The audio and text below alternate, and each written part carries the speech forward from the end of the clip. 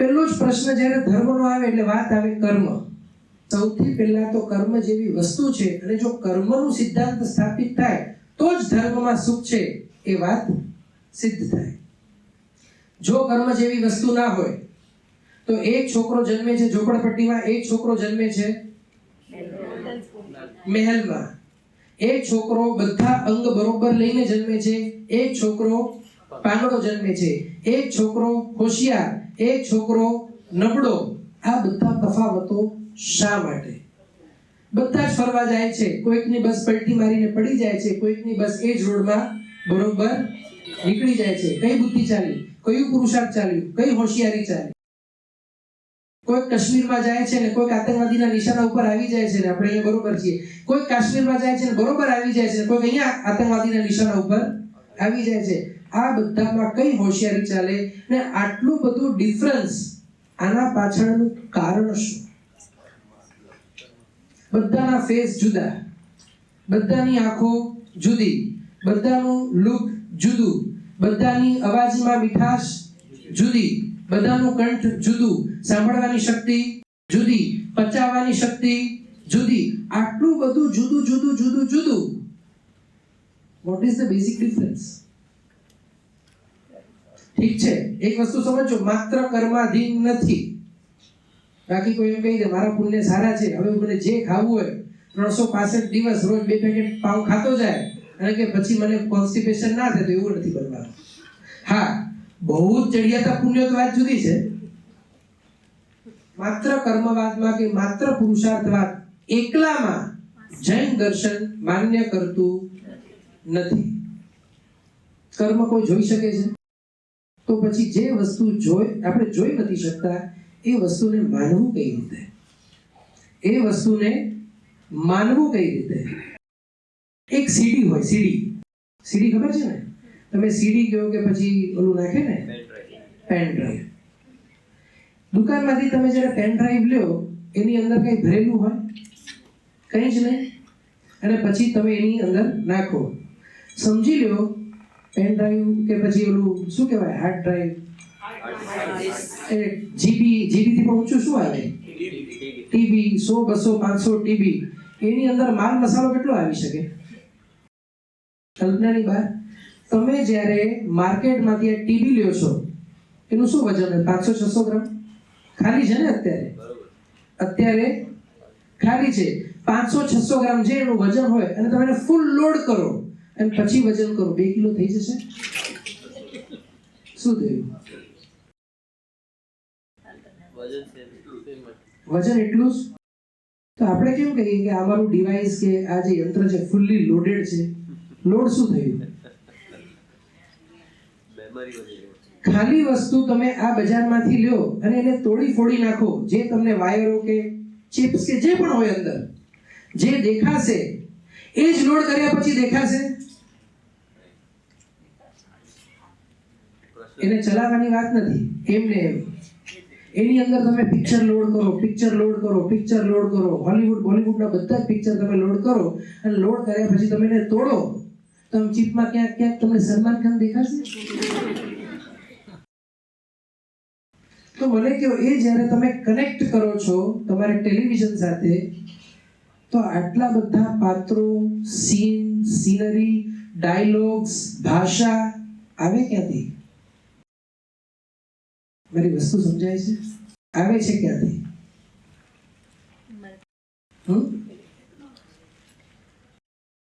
Technology તો એને કહેવાય. આવી ક્યાંથી? એ સ્ટોર હતી તો સ્વરૂપ શું? સ્ટોર હતું ને, બરોબર ને? તો શું હતું સ્ટોર? કઈ રીતે સ્ટોર થયું? ના સમજાય એટલે આપણે કહી દીધું ટેકનોલોજી. હા, ટેકનોલોજી તો છે જ ને. અને તમને એક વસ્તુ કહી દો, જૈન દર્શન આ ટેકનોલોજીને સમર્થન આપે છે કે યસ ઇટ ઇઝ પોસિબલ. ને અત્યારે નહીં, પહેલેથી આપે છે. અત્યારે જેટલી વિજ્ઞાને ટેકનોલોજીઓ પુરવાર કરી છે, જૈન દર્શન એમ નથી કહેતું કે this is not possible as per the rules of physics. ના, જૈન દર્શન કહે છે yes this all is possible as per the rules of physics. અને એનાથી આગળ હજી ઘણી વાતો કરે છે.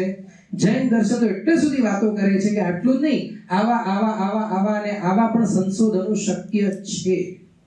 હું પૂજા કરું તો કર્મને કઈ રીતે ખબર પડે કે હું પૂજા કરી રહ્યો છું? કર્મ જડ છે ને? કર્મ જડ છે કે કર્મને અક્કલ છે?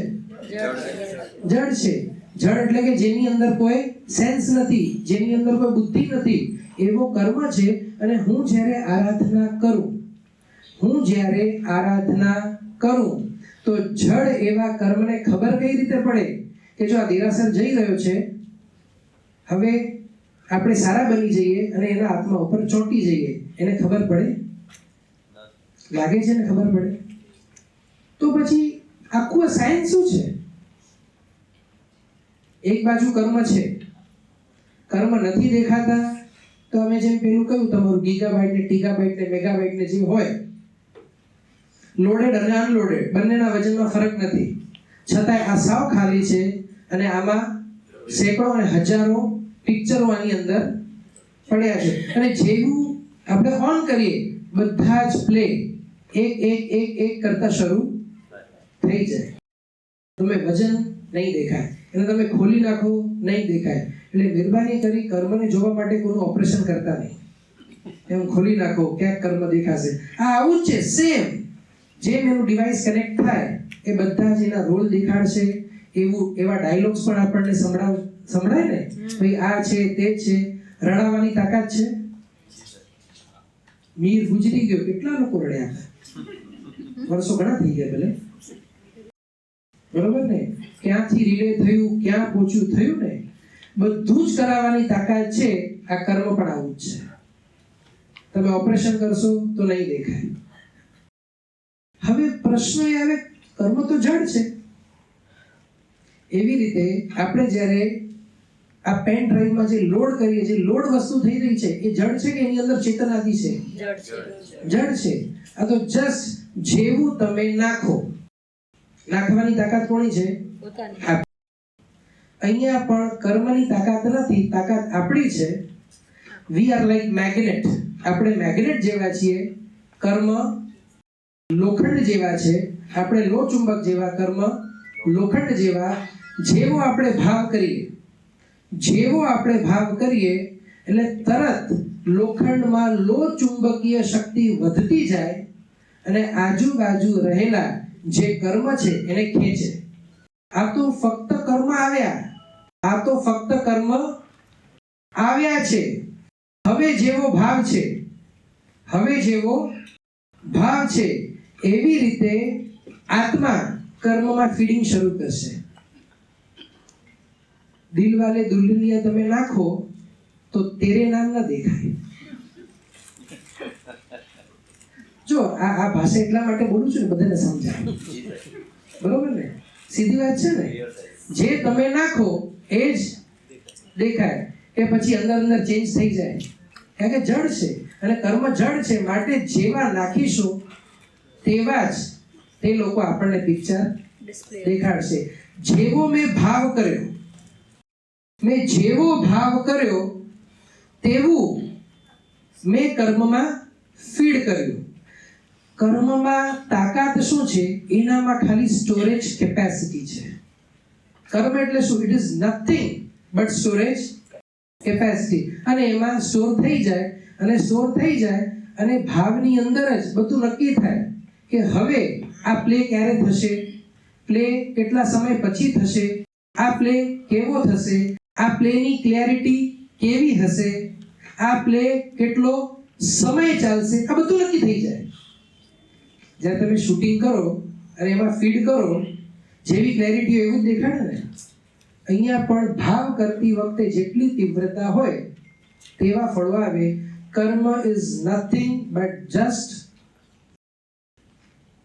અ સ્ટોરેજ, અથવા તમે પેન ડ્રાઈવ કહો, જે આપણા ભાવોના કારણે આ કર્મમાં બધું આ સ્ટોરેજ કરી રહ્યું છે અને ટાઈમમાં આ બધું આપણને દેખાડતું છે.